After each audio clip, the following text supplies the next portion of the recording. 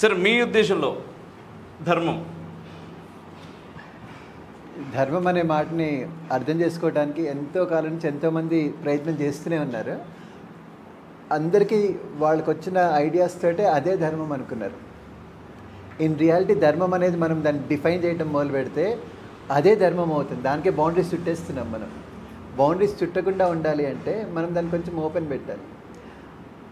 మన హిందూ ధర్మం స్పెషాలిటీ ఏంటంటే మనం బౌండరీస్ గీయలేదు. మనం ఇదే ధర్మం అని చెప్పలేదు. మనం అది కూడా ధర్మమే, ఇది కూడా ధర్మమే, ఇది కూడా ధర్మమే అని చెప్పడం మొదలుపెట్టాం మనం. అందుకే నాన్ వైలెన్స్ ధర్మం అంటున్నాం. అదే ధర్మమా అంటే కాదు, అవసరమైనప్పుడు వైలెన్స్ కూడా ధర్మమే అని చెప్తున్నాం. ఇట్లా రకరకాలుగా మనము డిఫైన్ చేసుకున్నాం. హిందూయిజంలో స్పెషాలిటీ ఏంటంటే మనం కొంచెం ఓపెన్నెస్ ఇచ్చాం. ధర్మం మీనింగ్, ధర్మం నా ప్రకారం ఇది అని ఎవరికి వాళ్ళు చెప్పుకునే శక్తి ఇచ్చాం మనం. అన్ని మతాల్లో ఆ పవర్ లేదు.